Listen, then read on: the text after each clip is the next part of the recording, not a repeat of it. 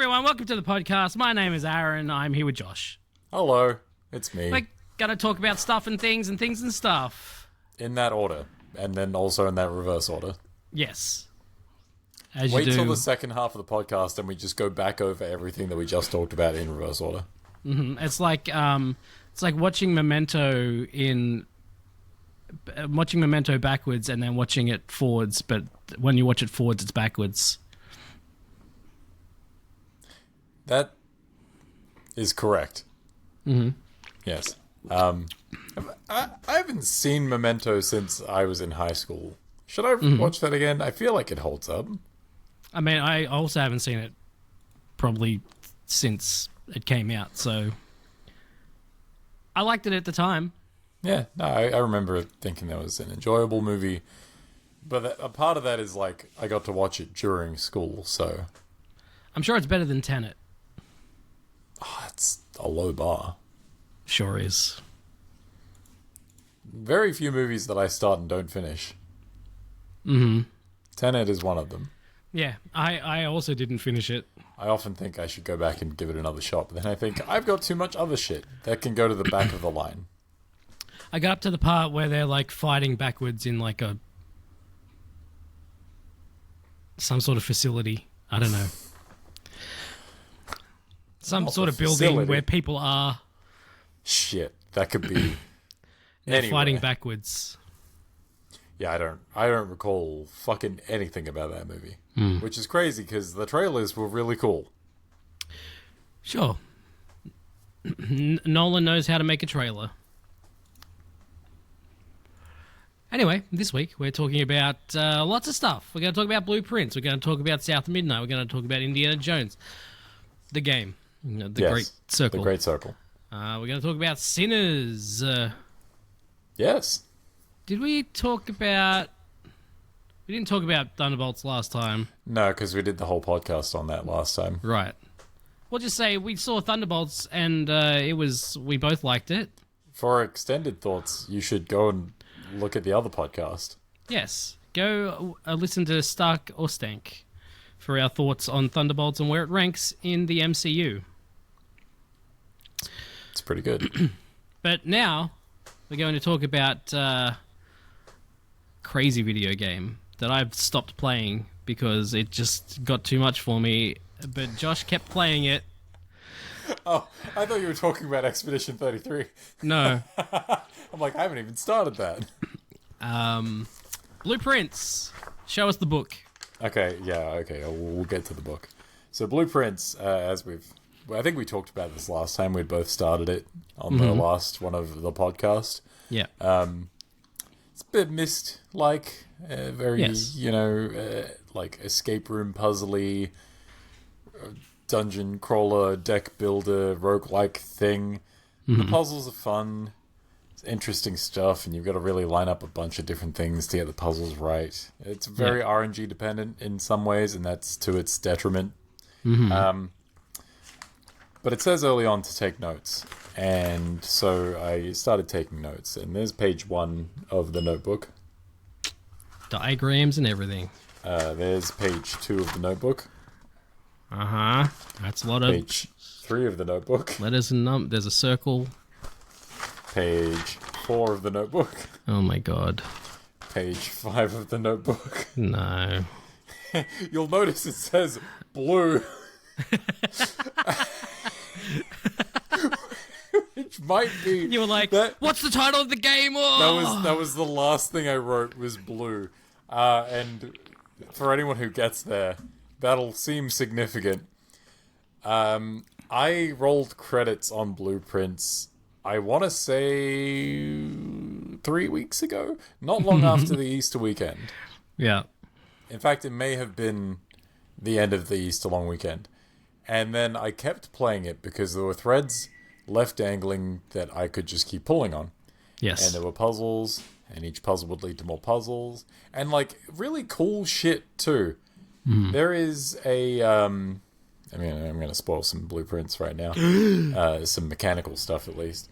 There's a room outside of the manor that you can use for specific room drafting. Like, there's a bunker and a hovel and a trading post that you can get outside the house. But there is a way to spawn inside rooms outside in that room. And you can do some really cool shit with that. And that's about as much as I'm going to spoil mechanically, because it's vague enough that people will be like, people who know will be like, oh shit, you can do that? Right.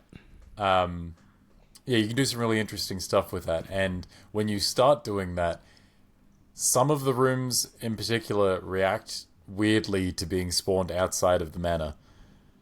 And so that opens up other things. There's puzzles that don't unlock until after the credits have rolled. Like, there's at least 2 rooms in the manor that aren't available in the drafting pool until you finish the game once. And they have their own secrets, and there's a bunch of notes to find. There's like there's secrets outside of the manor that you can get to. Yeah. That you could probably get to during the course of like getting to the credits. But there are things that you get post credits, or like at least late game, that make them way easier to accomplish, and then it all just fucking cascades into more and more puzzles.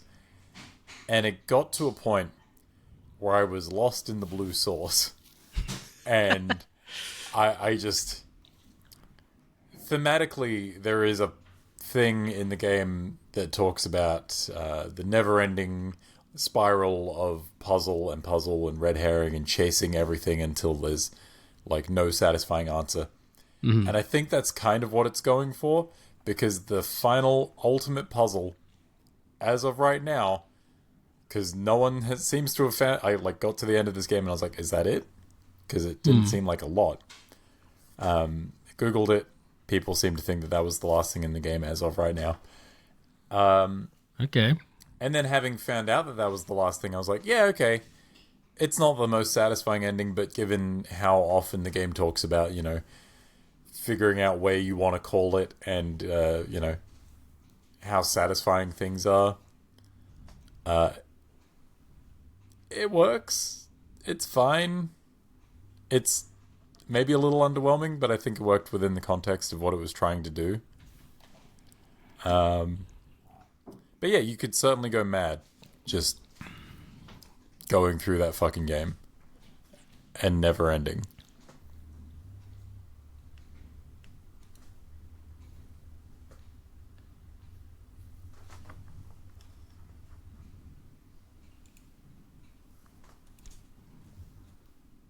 Have I frozen? Has my internet gone weird? I don't. Stream's gone weird on my end. I don't know if it's your internet or if it's mine, but you're breaking up a lot at the moment.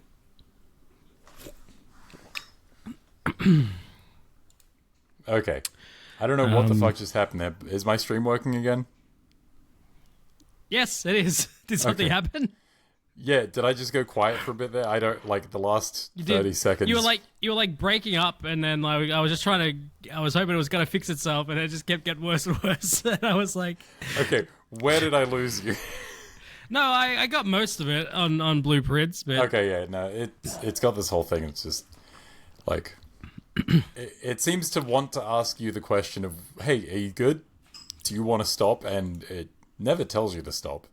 And it goes some fucking weird places and cool places, and then it just kind of has a somewhat underwhelming ending.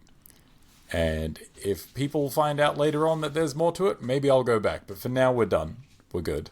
And I'm happy with it. Yeah. I played, you know, a decent... Well, I mean, it sounds like you have to put a lot of time into it to really... Played something like 70 hours of this game. Yeah, let's see. Hang on. Let me bring up...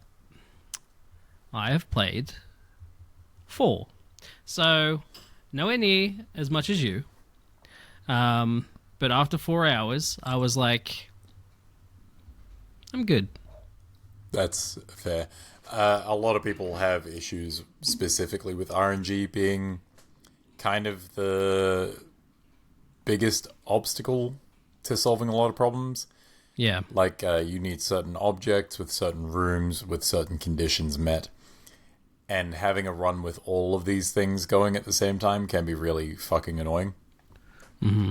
So, I think for me, it's probably in the Game of the Year conversation. I don't know that it gets to the top spot, though. So, I don't know. We'll see when the time comes, but it's good. It's a good time. Good. Yeah. I mean, it definitely sounds like it is a very well-made game that they put a lot of effort into, and if there wasn't so much remembering and having to write shit down, maybe I'd play it more. But I just can't do that. No, that's fair. I wasn't actually... Like, when I stole this notebook from work, I thought, I'll fill a page in this, and then I'll just rip it out and use it as a sketchbook. And then I filled 6 pages, and I'm like, kind of want to keep it for posterity, and if I ever come back to it, I'm going to need them. Yeah, that is fair. I have been playing... I haven't played Expedition 33 for probably a week, but before I had to stop playing, I was having a very good time. That game is incredible. I've played 16 hours, a lot more than Blueprints. Yeah, that's, for you, that's pretty sizable. It's not even a multiplayer game. Yeah, and it's very good. If you're someone who fell off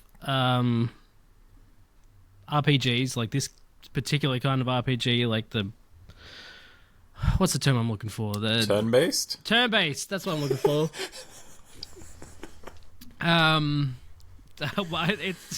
It's 9 o'clock the at thing night. that it is.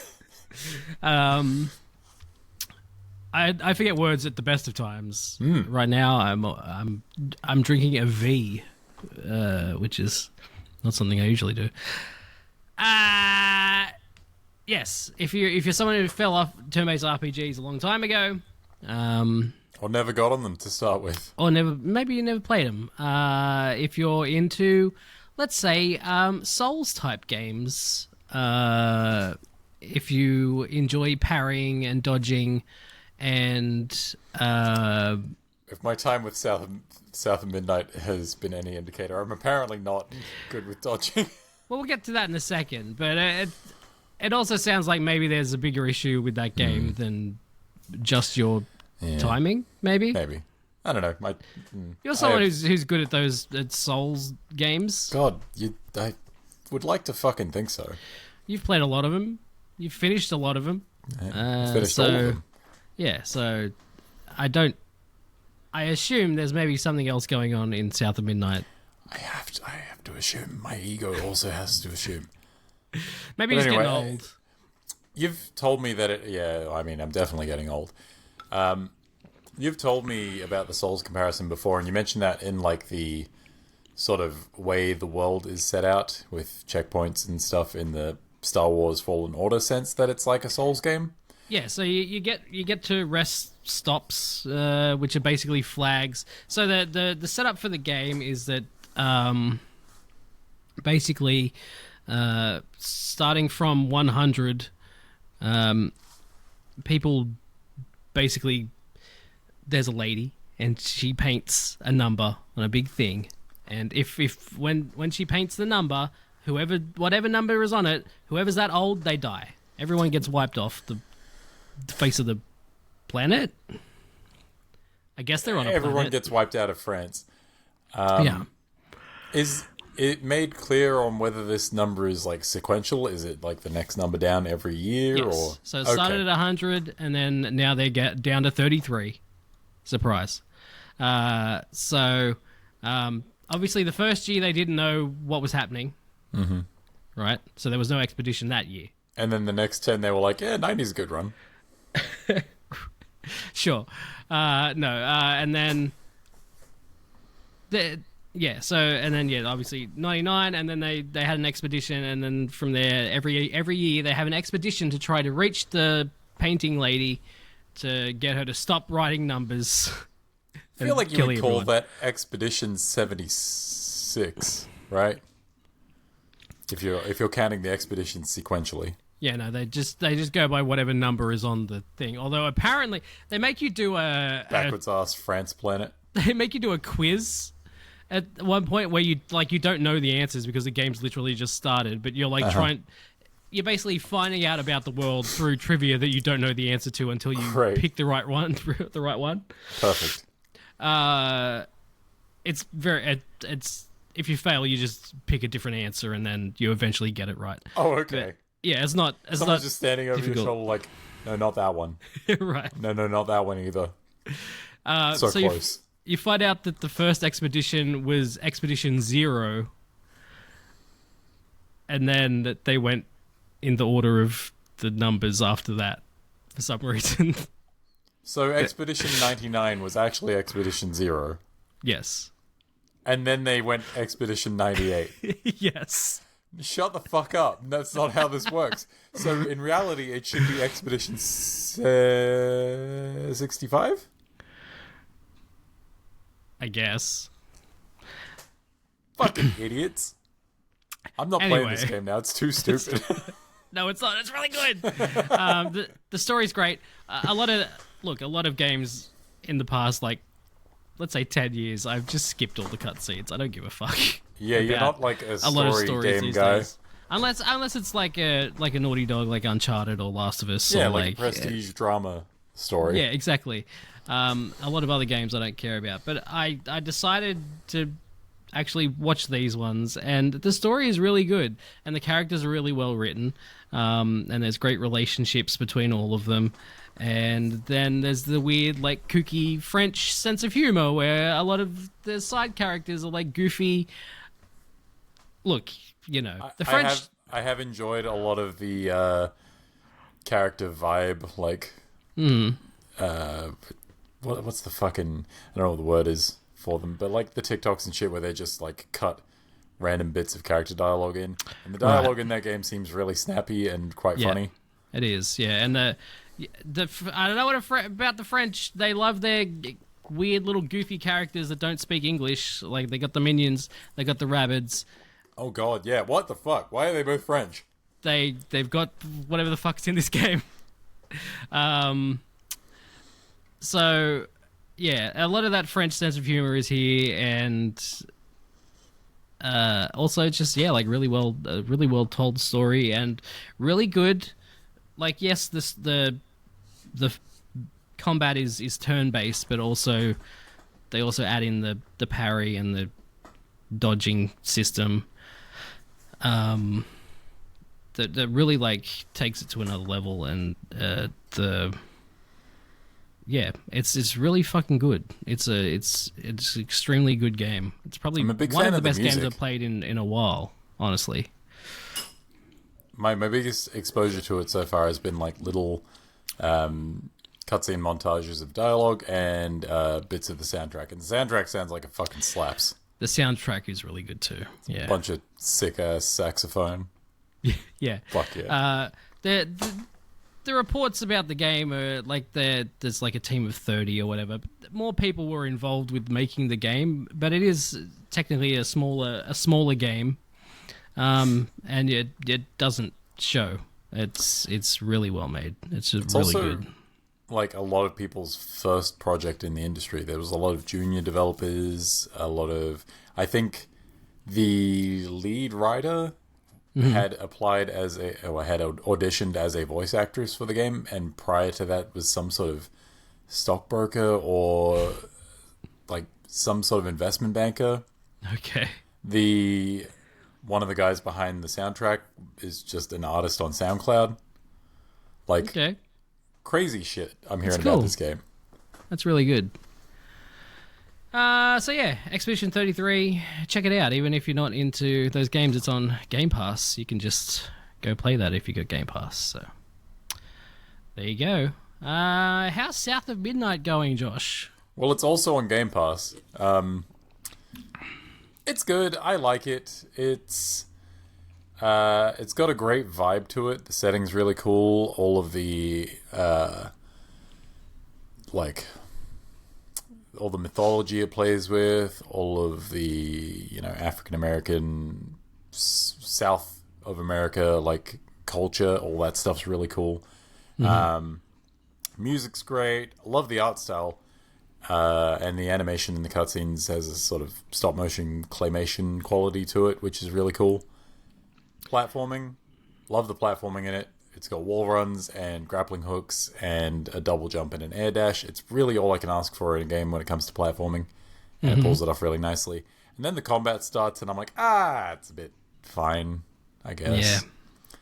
Like, it feels really PS2 in not a bad way, but not a good way either. It just feels very much like it's a Friday night in 2003 and I've just rented this game from Blockbuster kind of vibe. Okay. But, yeah, like, I don't know, the game has a light attack. It has 4 different magic options in combat, which you also use during traversal, but we've discussed traversal's fine. In the combat, the cooldown on the powers is maybe a little too slow to be satisfying.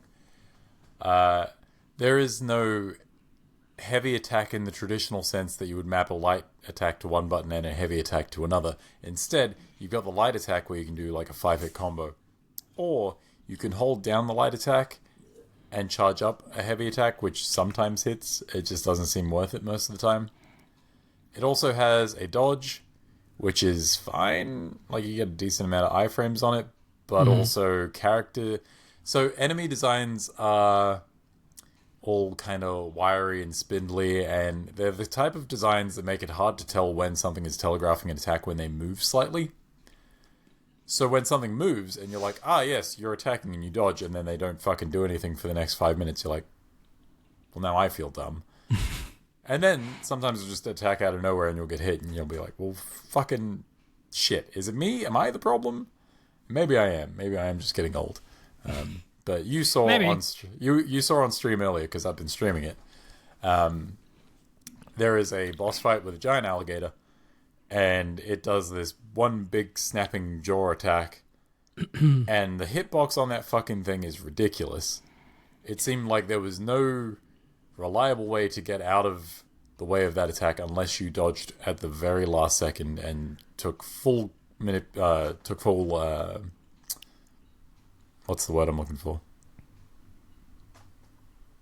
Drive club. Took full advantage of the iframes at your disposal. Like, the dodge isn't far enough to get you out of the way. The jump isn't going to do shit. You just need to rely on iframes, and up until that point, the game wasn't really that. So, yeah. Well, sounds good. Does it? Yeah. For the most part, it is. And then combat happens, and you're just like, could be better. It's a shame. Pretty good game. Yeah. How's Indiana Jones? Indiana Jones is so fucking good. Yeah. Okay, look, I know it came out last year, but it also came out this year on PS5, and I'm going to count it in Game of the Year time. Yep. It might be my Game of the Year. A lot of people liked it last year. It's fucking great. I'm so mad that it came out so late last year. Otherwise, it absolutely would have made the cut last year. Yeah. It does so many things from so many different games that I love, and it does them so right. When I first heard Machine Games were making an Indiana Jones game, I didn't know what to expect, but it sure wasn't Nazis. This. Well, yeah, we expected Nazis. That was a pretty foregone conclusion. You also get the Italian version of Nazis, which... I like to beat up a variety of fascists. Yeah. But, like, you think Machine Games, you think Wolfenstein, you think predominantly, action shooter. And there's a bit of that there. Like, you can pick up guns and you can shoot guns in Indiana Jones, but you don't really do it a lot. And also, it's probably the least, like, refined part of the game. And that makes sense, because Indiana Jones is a fucking professor. He's not a seasoned gunfighter. He has a revolver, but he barely uses it in the films. Yep. Good with a whip. Instead you've got like the whip, and you've got your fists, and you've got basically any fucking object you can pick up and swing at a Nazi. And The melee combat is maybe some of the best first-person melee combat I've ever played with. It's not super complex, but it's just deep enough that I'm constantly surprised by what it's putting on, like what it's got to offer. You've got, your left and right swings, and you can charge up those attacks to break through blocks. But then you've also got a counter, and then if you perfectly counter, you can... Okay, so if Nazi swings at you, you counter. And depending on what arm you counter with, if you attack with the opposite arm, you, full-on haymaker them, and you do a really good attack for good damage. And That's if you pretty use cool. the wrong one, because that is the right one, if you use the wrong one, you just kind of push them, and it's still beneficial, but it's like you didn't capitalize on the way you should have. Right. And there's shit they don't really teach you about, which you can go in the tutorials later or, figure out on your own, where you can clinch them, grab them by their fucking collar and just pound the fuck out of guys. And the way Nazis ragdoll in that game, the way they get, knocked out on their feet is just so fucking satisfying. Dudes fall off of fucking cliffs real good. They fall through furniture all the time. Sometimes you'll be fighting a guy and he'll get knocked out on his feet and he'll just sort of stagger.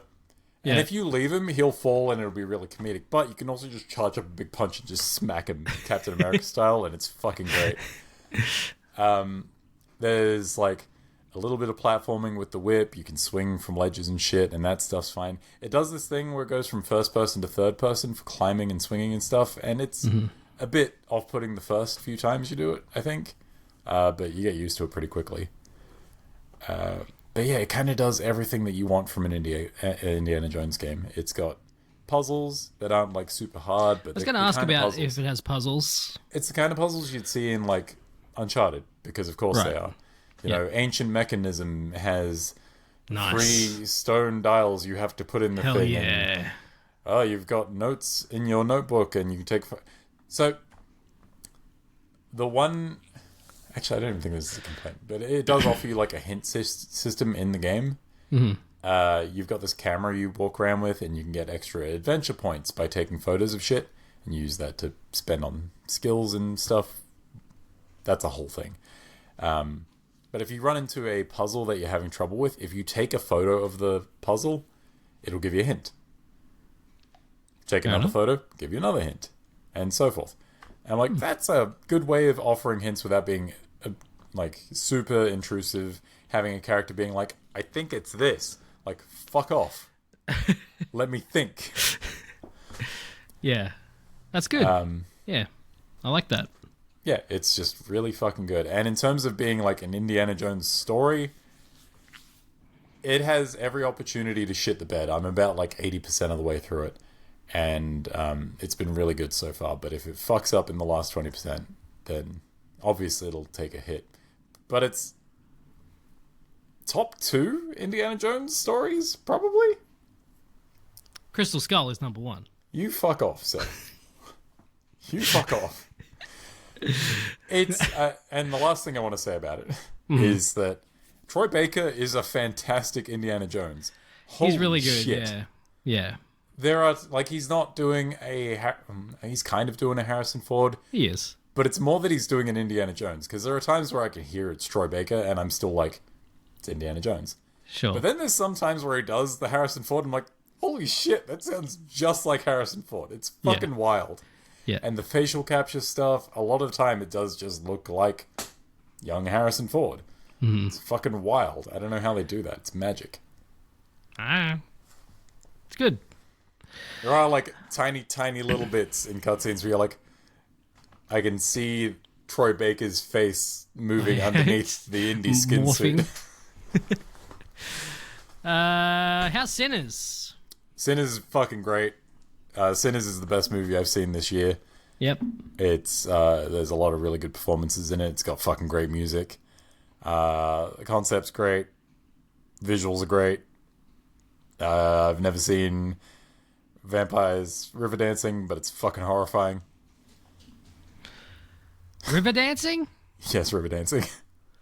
I was distracted for a second. I heard river dancing, and I was I'm pretty sure we were talking about Sinners. I think I've tuned out here.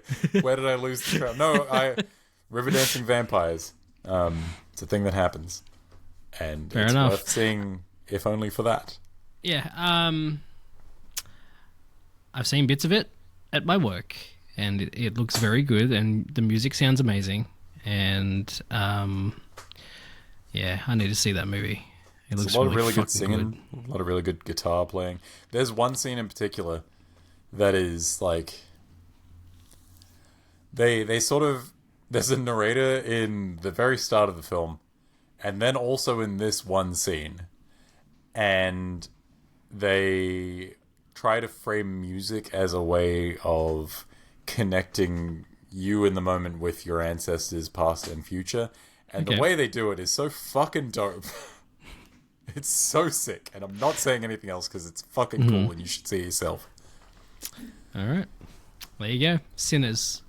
Like a 2 out of 10. No, Oh, okay. at least a 4. All right, let's talk about the news. Already? News? Polygon lost a bunch of people. They God. fired them, most of them. Is there like 3 people left? I believe there's 3 people left at Polygon, and everyone else is gone. Polygon? No, I feel bad. Polygon with an they should just change it. They should put an E on the end of the name. I'm amazed that there was no fucking headline about this that had that. I guess it's a bit bad taste. It is. But also, I've just typed it in just to see if maybe someone did write it, but no, it doesn't seem to be a thing. There are... The people with jobs left in this industry have too much taste. That's it. Yeah, exactly. Or there's no one left in this industry with jobs. That's the other alternative. Yeah, so now we're going to talk about Giant Bomb. Goodbye, Polygon. Yeah, It remains that's... Polygon because there's more than 2. We'll get back to Polygon in a way, because Giant Bomb were owned by Fandom. Fandom was their 4th owner. They had Whiskey Media, and then CBS, and then Red Ventures, and then finally Fandom. They've been around a long time. It's 16 years? I'm trying to gauge off of like when Kane and Lynch Dog Days came out. 2008 was when the website launched. That sounds about right. So, so they're owned by Fandom. Fandom, based on a stream that they had it's 2 weeks ago now. Based on a stream they did 2 weeks ago, the way they were playing Marvel Rivals, and they were commenting on Emma Frost. Yeah. They didn't really say anything too egregious. They just made comments about how thick she is. Yeah, that lady got some thick ass thighs. Yeah. It's the design of the character. What are they not supposed to comment? Look, the people who made it knew what they were doing. Exactly. We all know. Exactly. So once that stream happened, Fandom basically stopped all streams on the website. They weren't allowed to stream anymore. All of their monocles collectively falling off into their glasses Exactly, of wine. Yes. And so they stopped all streams, and then they were hit with a PG-13 restriction on all of their content, which is ridiculous.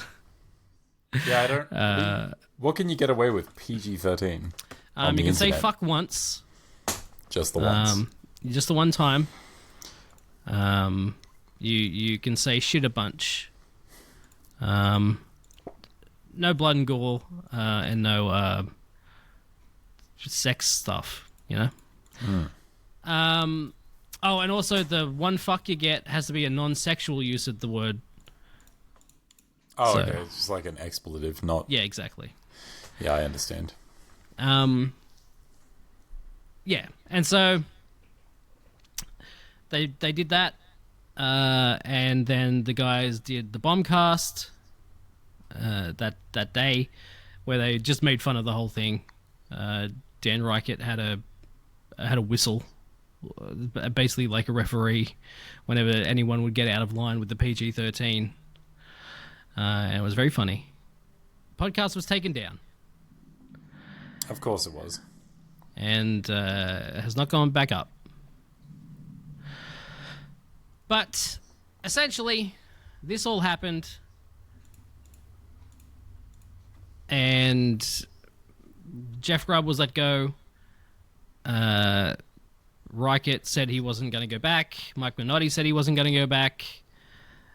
We didn't hear anything about Jan. Well, yeah, presumably someone needed to run everything.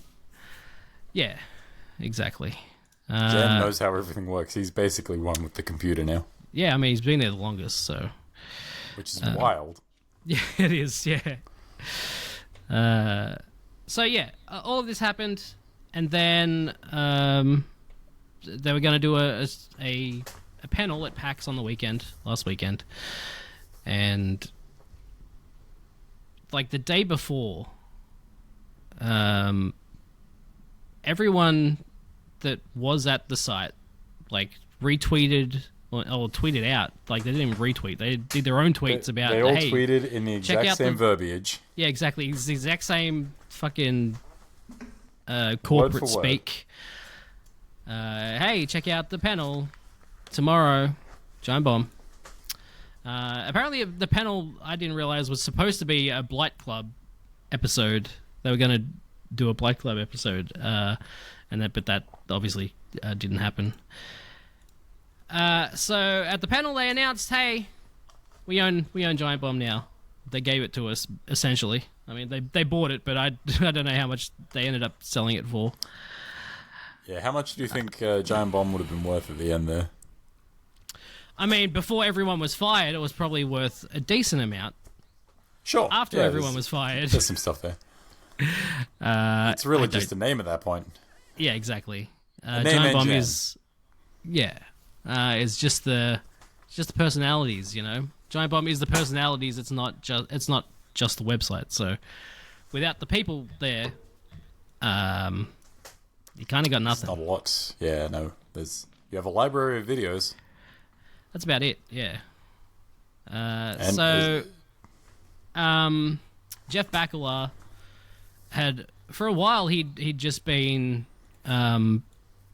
sort of running things behind the scenes at Fandom. I don't know what his job title was, but he hadn't actually been on Giant Bomb content for a while. Mm-hmm. He was doing higher up things. Yep. But apparently he was very essential in keeping Giant Bomb alive as long as it was alive. And it was his idea, basically, to get Jeff Grubb and go in and have the meetings for 2 weeks about buying the site from Fandom. So apparently Bakalar was, like, huge in this happening. Considering, like, who was part of the team at the time, Jeff Bakalar is who I would put my money on to be, like, the guy that gets that shit done. Yeah. Seems like the one, like, no shade to the rest of them, but he seems like the one with the most stable head on his shoulders. Yeah, he's the most business-minded, I would say. Absolutely. I mean, yeah, absolutely. Although, how many fucking pinball machines has he bought recently? That's a good question. We'll find out, I'm sure, because he's going to be on more Giant Bomb content now that he's a part owner of the site. All of the guys that worked there now own the site. It is now a employee-owned website, and they are making money through subscriptions through the site, pretty much like they were always doing.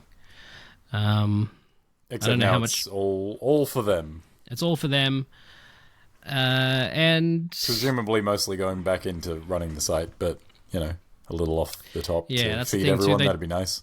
They are currently, apparently, Fandom is still running the site for them until they get engineers and stuff who can actually run the site for them, because none of them know how to do that. So,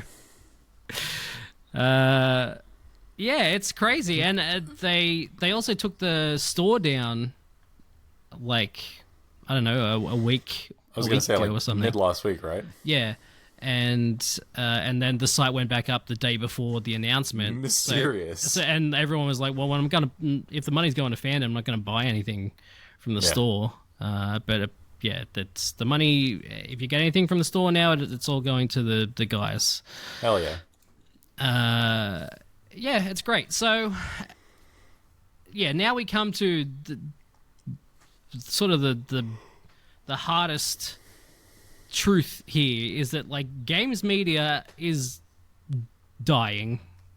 Has been for a while. Has been for a while, but it's like it's IGN and GameSpot. They're like the two big ones, and I don't even know if GameSpot's even in the conversation. I was going to really say, anymore. What's Kotaku up to these days? How are they? Are they still functioning? I believe so. I mean, Australia's gone, isn't it? Like that closed a while ago. I feel like all the Australia, like, is IGN Australia still a thing? I don't think so. Oh my god, someone owns Kotaku.com.au, but it's not. It's just like a bunch of bullshit. What the fuck? I don't see any difference to how it used to be then. Hey-o. Hey, got him there. Yeah, no, Kotaku's still going, but not the Australian one, obviously.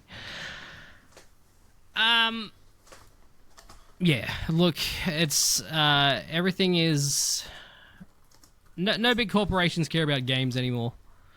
It's just the people who care the most are all starting their own ventures, and independent production seems to be where a lot of roads lead and survive. Yeah. Apparently, I also, like, through all of this week, found out GameSpot's kind of been not doing well for a long time, and Giant Bomb was kind of keeping them afloat. So, I was just going to say, it sounded like the two of those being owned, because they were kind of a package deal, right?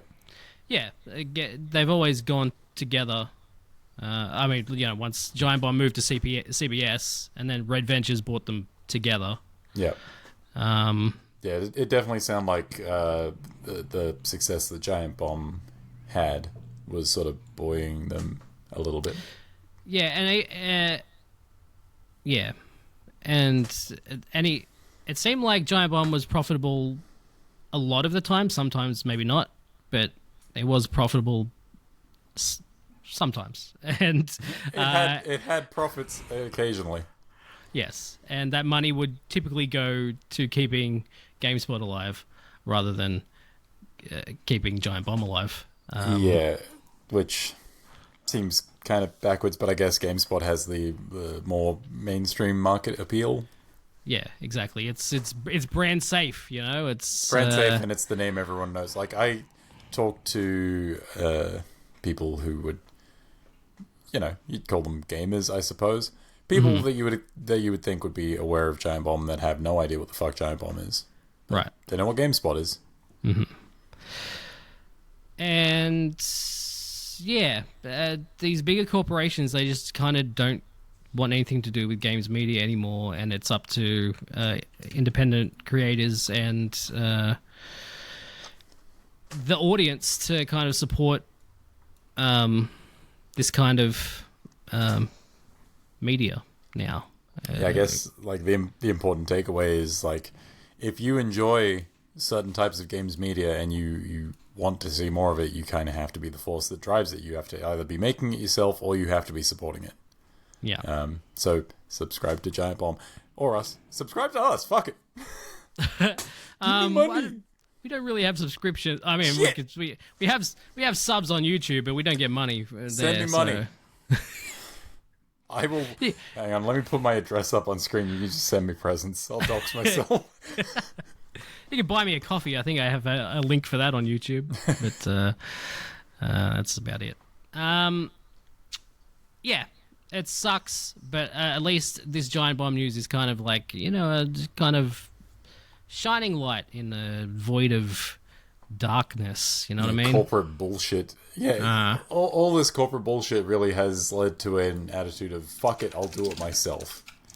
Yeah, pretty much. It's got to be done. Someone's got to do it. If they're not going to, then fuck it. We will. They will. Someone That's will. it. Somebody will.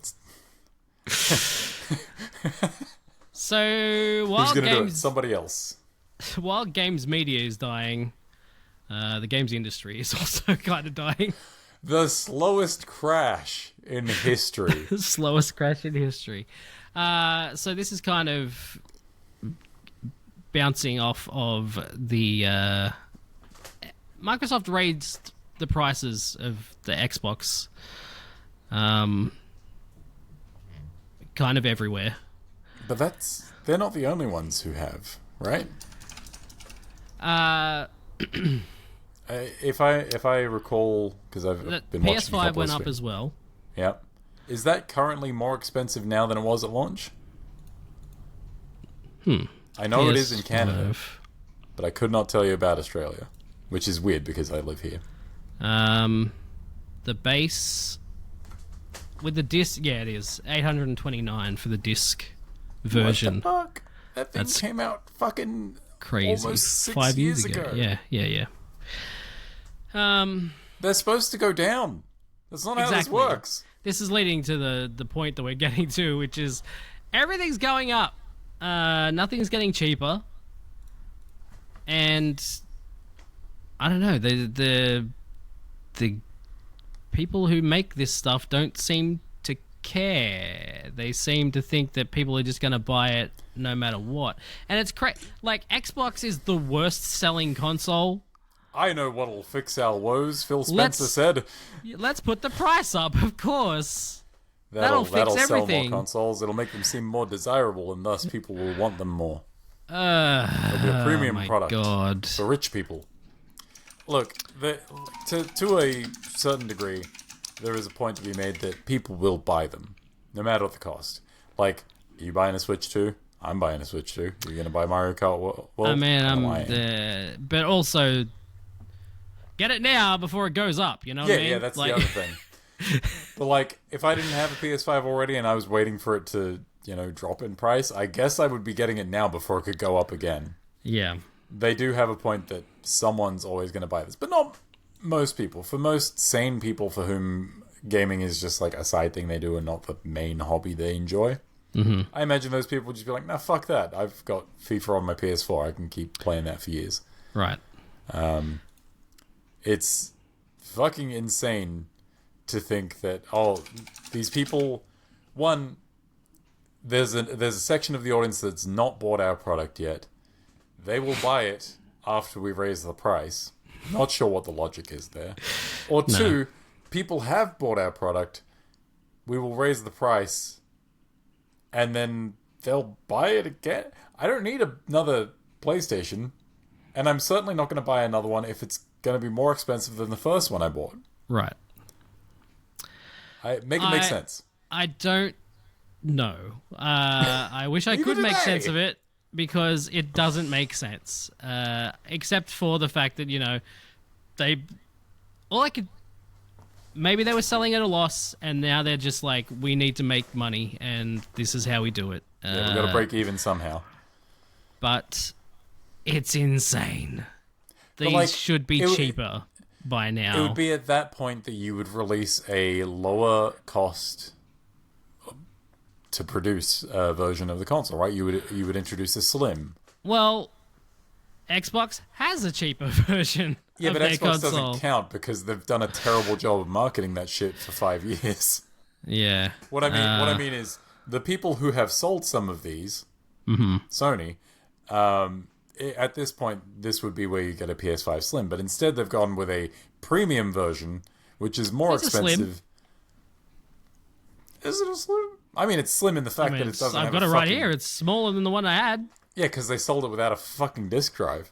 No, even if it had a disk drive, it'd be smaller. Oh, okay. Yeah, well. It's nowhere near as tall as the original. I could be entirely off base with this, so please, if I am, correct me. Was the PS4 Slim cheaper to produce than the PS4 at launch? Because my assumption would be that it would be. Yes, I believe so. I typically, a slim version means that the price is also slimmer. Now, the PS5 Pro is not on either account. I imagine the PS5 Pro is $1,300 or or $1,200. Yeah, so it's more expensive to buy, and I imagine it's more expensive to produce. Well, yeah, because it's newer Until you technology take technically. Yeah, there's that.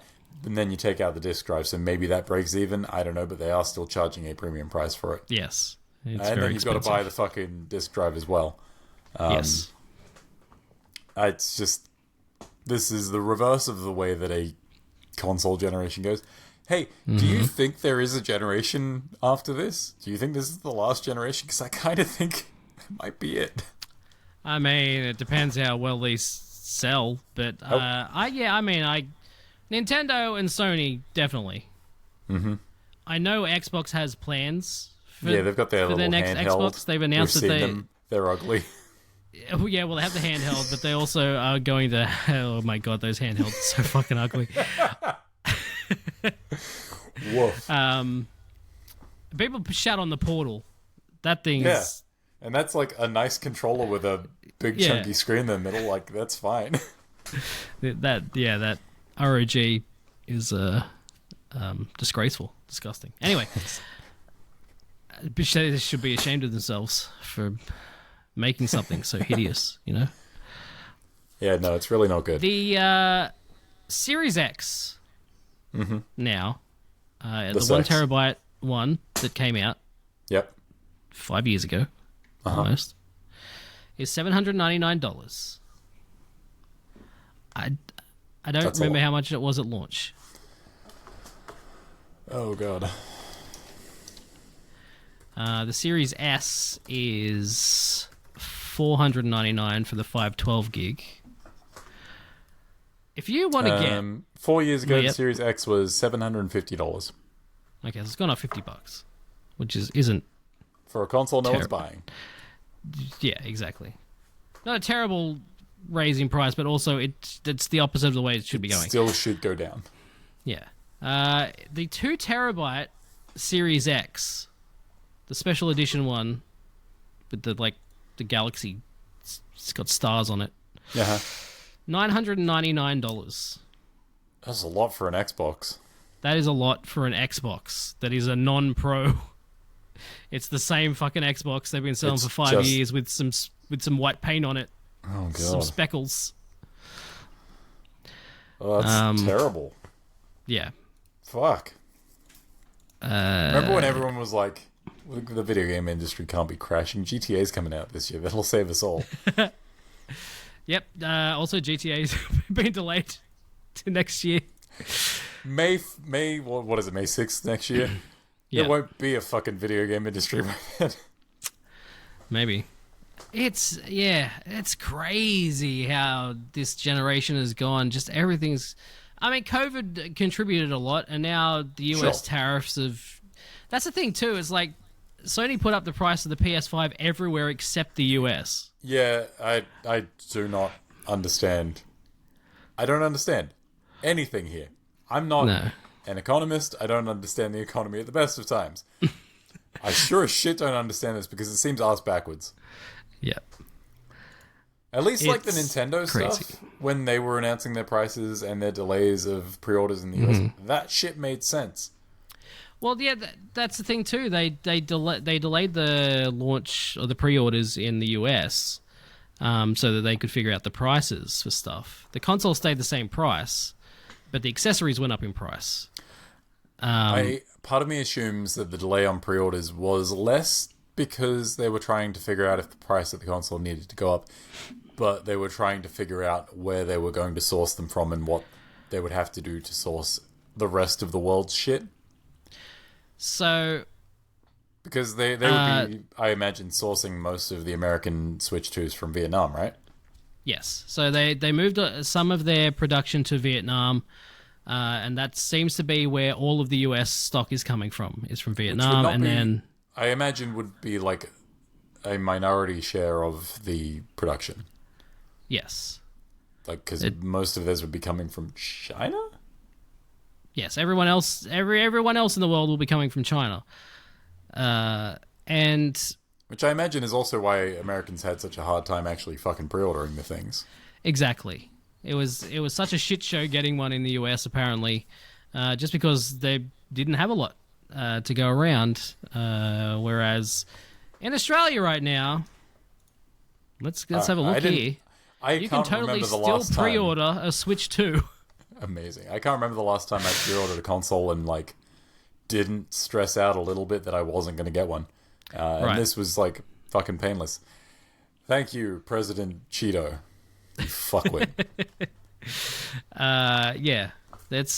Everything's still for pre-order, at least on eBay, which I'm sure they have like a lot of the stock.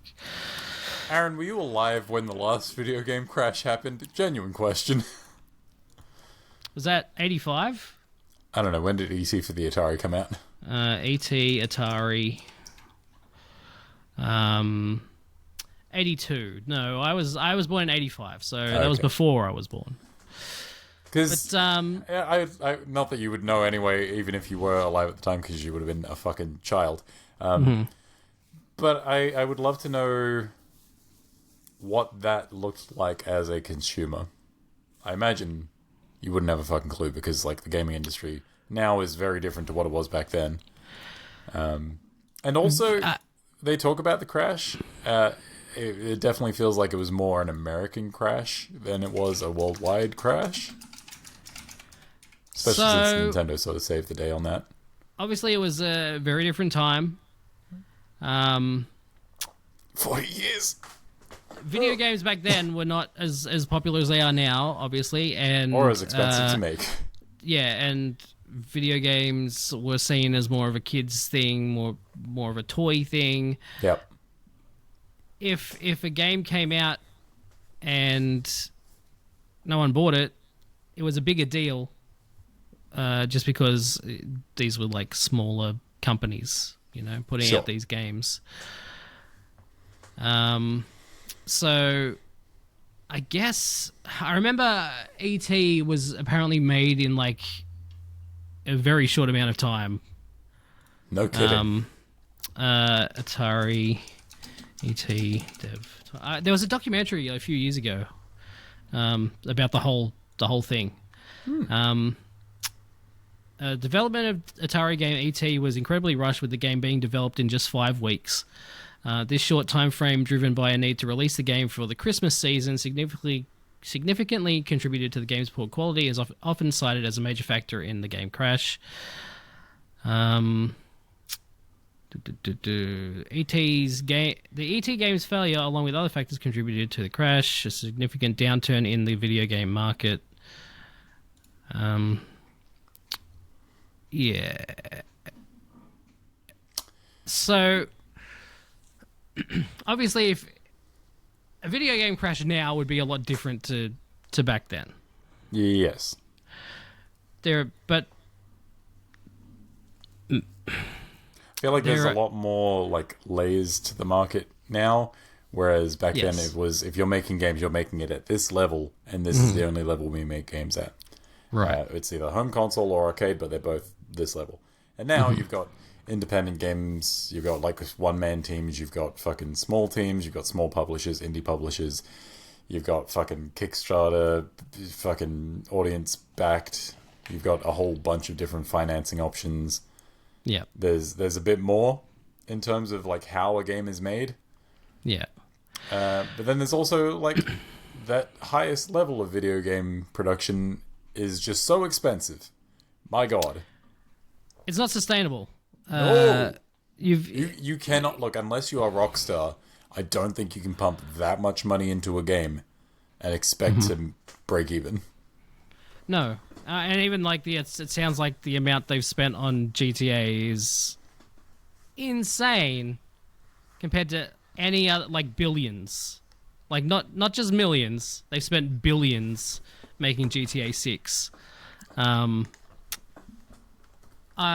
So they're gonna have to sell a lot of copies and DLC and whatever else to get any of that money back.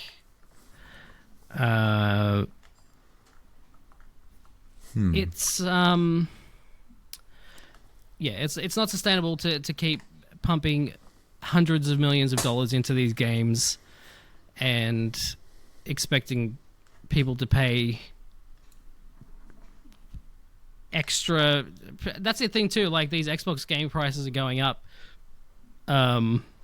Already like the fucking Ultimate Edition, the digital deluxe edition of Doom, the Dark Ages, like $170. Yeah, look, if you want to get the deluxe edition of Indiana Jones on PS5, that's like $150. I'm pretty sure that just has like an outfit. That's insane. And base price is $120. Oh, it's insane. For some context, in 2008, GTA 4 was about $100 million in production. They made $2 billion. 2013, GTA 5 was $265 million. They made $7.7 billion. Wow. And the the production costs for GTA 6 are a rumored $2 billion. Yeah. So even if, look, they'll break even as long as they sell as well as GTA 5 does. And there's no world in which I don't see that happening. But holy shit, if you want to make like exponential growth, which is the name of the game, that's capitalism, baby. Yeah. Someone's going to be very disappointed. Yes. So... Yeah, no, game prices are fucked. Yes, game prices are fucked. The game console prices... It is nice that like the rest of the world seems to be catching up, and by the rest of the world, I mean America. Good to have you in the party. Right, yeah. It's about time. The water's awful. The budgets are too high. Games take too long to make. The budgets are too high, and expectations are so fucked that like even when a game succeeds, it never succeeds well enough. Right, and like think back to like the PS2 era. They made fucking 3 GTA games. Vice City came out the year after GTA 3. Yeah, like, it's amazing what like smart asset reuse can do. Yeah, and San Andreas was like what 2 years after Vice City or something. Like it wasn't that long after. Not that long, no. And like that's a big game, but yeah, again, smart asset reuse, like efficient game design. Yes. You know, I don't understand why these companies, like, if you want to make a bigger game, do it, but like make some smaller games in between. You cannot have all of your eggs in one basket. I was trying to think of what the saying was. Yeah, that's it. You got there. Yep. I don't know why the eggs are in a basket, but I get it. But you can't have all the eggs in one basket, because if you do, and that basket gets fucked up, you ain't got no eggs. That's it. That's the whole saying. You got the... Yep. Yeah. Etch it on my fucking tombstone. When the basket gets fucked up, you ain't got no eggs. But yeah, no, like I feel like Ubisoft have kind of made a step in the right direction, kind of with that. They made Prince of Persia: The Lost Crown. It wouldn't have been but they fucking they spent too much on that too. Yeah, fuck. The budget was too high on that game. They could spend less on Assassin's Creed, and yeah, they could. They probably should. Yeah. I don't know. I'm not an economist, and I'm bad with my own money. So they spent too much on Lost Crown, expecting it to be Assassin's Creed for some reason. See, that's the thing, though. It's managed expectations. You need to manage your money and also your fucking expectations. We went through, I think, a massive period of this with Capcom being like, oh, Resident Evil, survival horror is dead. Resident Evil doesn't sell anymore. And it's because you're marketing a niche genre and it's not hitting these massive sales numbers that, like, their more popular franchises were hitting at the time. Right. And it's like, you just have to manage expectations. And also, like, when you're developing for a niche market, maybe don't pour all of your money into it. Yeah. That's the thing. Yeah. Like, it's worth pointing out that, like, armchair development's all well and good, and we can say everything that we need to here. But, like, CEOs could take a fucking pay cut. They could. You rich cunts do not need all the money in the world. No.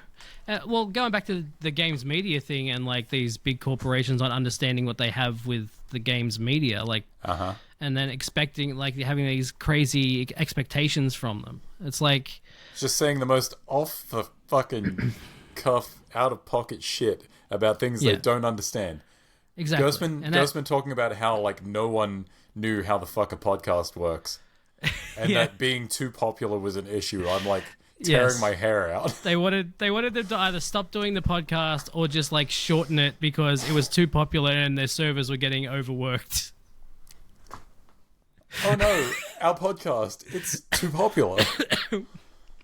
The building's on fire. But yeah, like, so the CEOs of these big corporations, again, making games, they don't understand. They just see the numbers. They see the business side of it. Go up, man. They say, oh, you're making a game. I don't care if it's fucking GTA a small made thing this or a big much. thing. Yeah, therefore, this game should also make that much. GTA made that much, so Split Fiction needs to make this much as well. Yep, completely the same type of game, same audience, same mass appeal. Yeah, absolutely. Totally. They just, they see numbers on a chart and they just want the number to go up, and then they don't really shareholders care. Happy. Yeah, exactly. So, unless shit changes, that's the point. Is like, unless shit changes, probably like there will probably be a crash again at some point in the next few years. More like a cataclysmic end to the crash, because the crash is happening. We're in. Yeah, it's just very slow. And also, fucking Sony's out here putting all of their money in these multiplayer online games, live service games, and then they just keep canceling them because they're like, well, it didn't immediately do well, Aaron. Yeah, what the fuck? Why are we wasting our time on it? Like, and then they go and cancel all the other ones they're working on. Having the goal to fucking charge for them as well. Like you're entering a market where your competition doesn't charge, and they're already offering the thing that you want to offer. Like, that's just fucking dumb. Mm-hmm. Marathon, so many dumb decisions. They got to charge money for marathons. Again. Like, you're already late to the extraction shooter party. That shit was big during COVID. Yep. And I'm sure it still has some appeal now, but, like, you're making one 5 years late to the party. You're charging $50 or so? Possibly. You're charging an amount for it that most other versions of this game do not charge. Yeah. You better hope that your Bungie, your Destiny fans are like, I'll try something from Bungie. Because, I don't know, a lot of people on the outside are just like, no, I'm good. No. And Bungie's had a rough fucking forever. They need a break. After they got rid of Halo, they haven't really. And like they've made great products. Mm-hmm. It's just that their like internal structure has gone through some fucking changes. It feels like there's news about layoffs at everyone, but specifically Bungie over the last few years. And then you hear stories about their fucking CEO fucking bidding millions and millions on vintage cars that he doesn't need. Right. Oh, break out the hammer and sickle. Capitalism is cool. It's a fucking disease. Sorry, I let the mask slip a little bit there.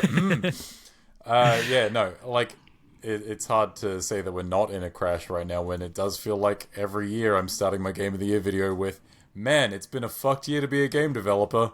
Yeah. You'll see a long list of developers fucking flying past my face as I list out who no longer has jobs. They need to do in memoriam sections at the Game Awards, but just for people who were fired in the industry.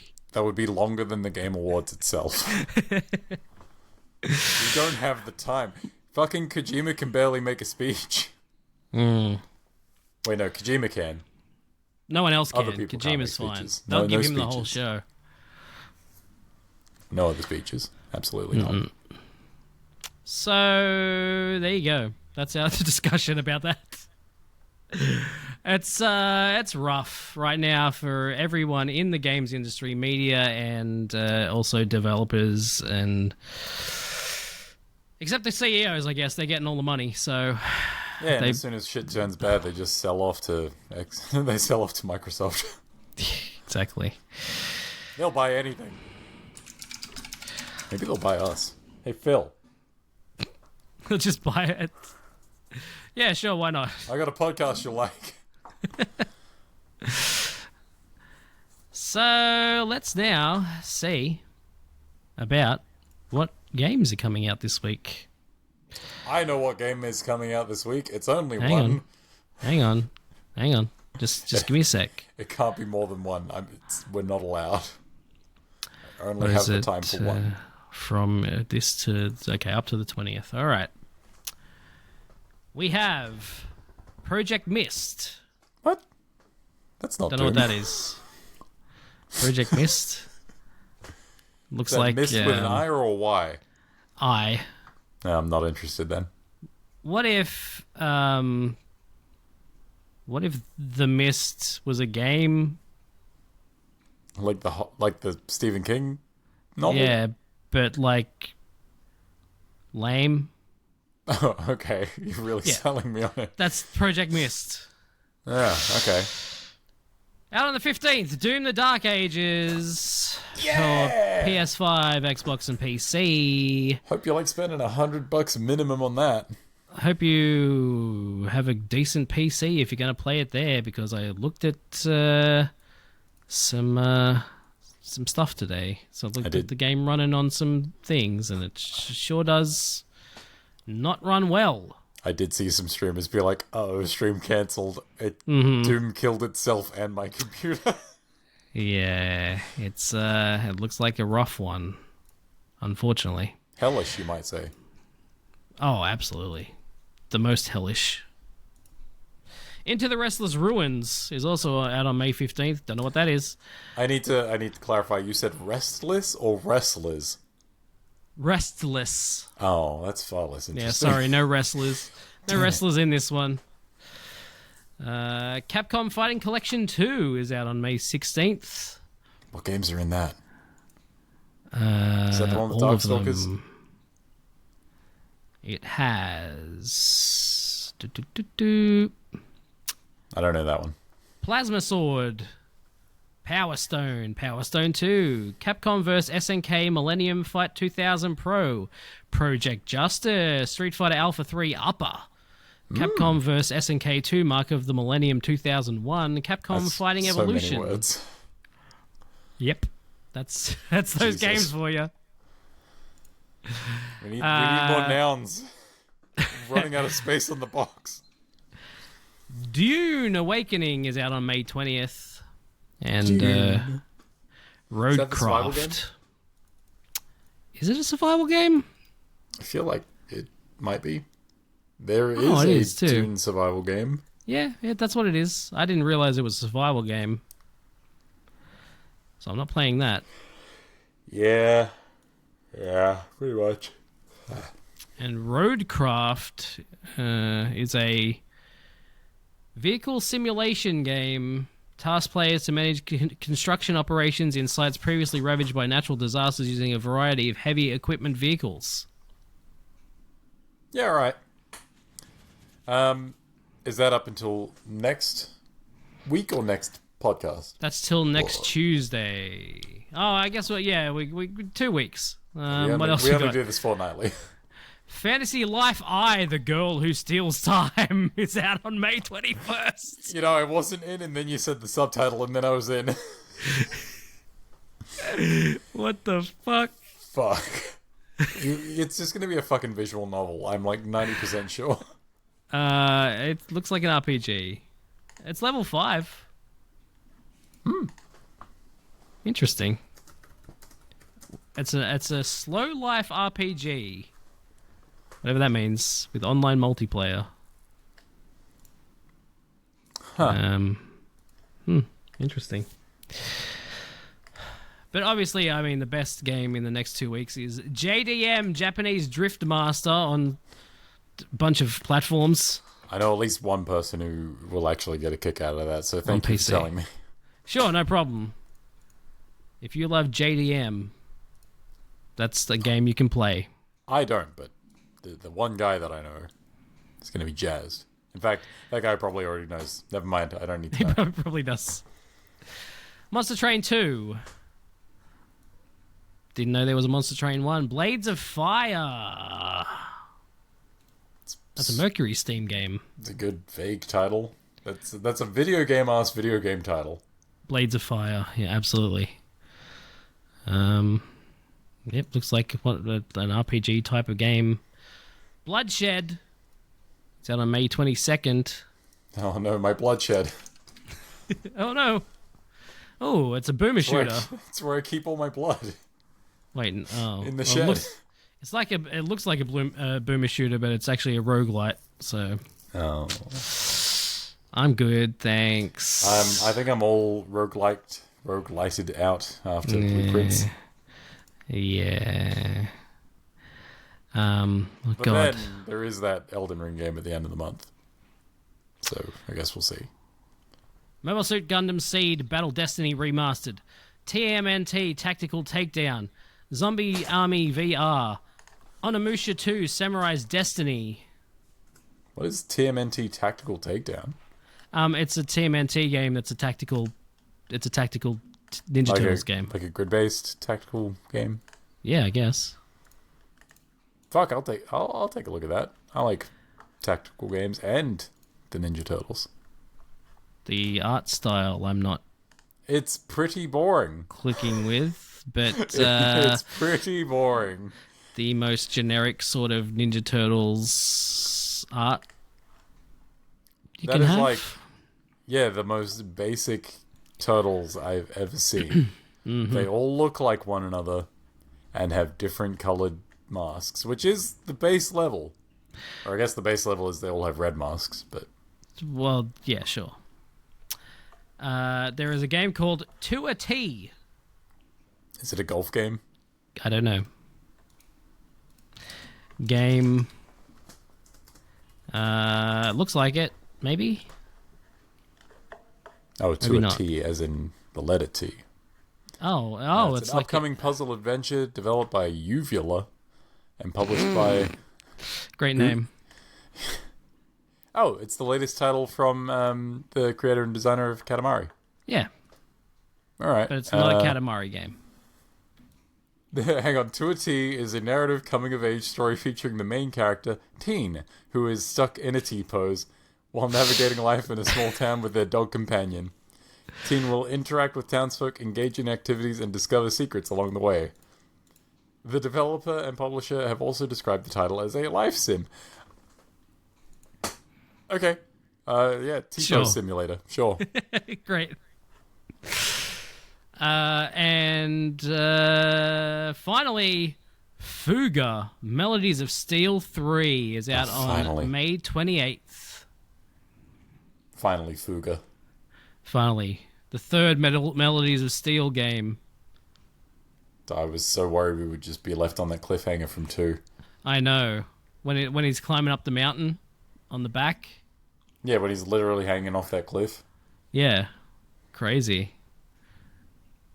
Anyway, that's games. T-posing's really hard on the shoulders. Yeah, I imagine it would be. Final Destination Bloodlines is out this week, and Mission Impossible Final Reckoning is out next week. Hey, is Tony Todd in that? In Final Destination, not Mission Impossible? I believe so.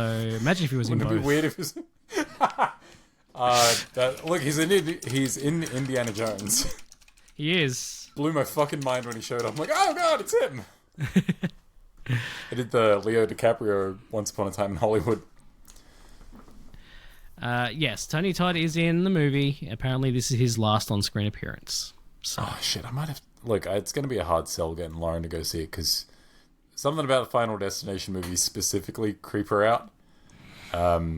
She's not big on horror at the best of times, but like those specifically do nothing for her. I mean, I don't want to drive behind a truck with vlogs, you know? Yeah. No, I definitely get ya. if I I'm think on the that's highway, like a universal feeling from anyone who's Yeah. ever seen that movie. I think so. Yeah. I'll definitely go on roller coasters though. So Yeah, no, I was never big on roller coasters before I saw that movie, and then I saw that movie, and Sure. I'm like, maybe I want to go on a roller coaster. that's the opposite effect. What was in the second? Oh, airplane. The first one was the Airplane. airplane. Second one was Yeah, the truck. Yes. Third one was the Airplane. roller coaster. I've been on an airplane. Yes, third one is roller coaster. I don't think I saw the fourth one, but I might have seen the fifth one. Which one ends with the train?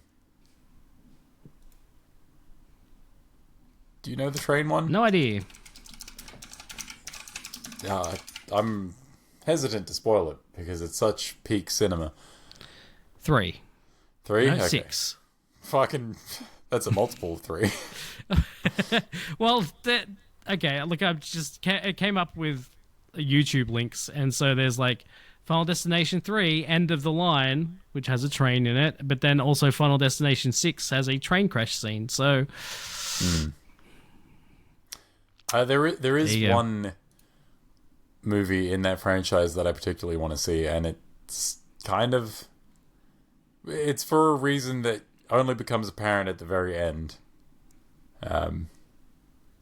Okay, Yeah, great. yeah. I don't know how to say this without spoiling it. It's a fucking prequel. Oh, okay. Fair enough. There you go. That is the show for another week. We will see you next week to talk about Daredevil Born Again on Stark or Stank. Oh, hell yeah, I've got my notes already written because you pulled some bullshit on me last Lucky week. you! I got Piece nothing. of shit. Now suffer. Got nothing. I don't remember anything. Well, now you get to watch it again. Oh, I remember that one scene from the final episode. Oh, Yeah. That was You rough. don't remember the elbow thing? Oh, yeah, from I remember that too. Yeah, that was pretty cool. Yeah. Yeah. It's fucked up. It's a fucked up show. Yeah, it is. It's really good, though. Cheers, Disney. Thanks, Disney. We'll see you again next week for that. Goodbye. Bye. Okay, yep, there we go.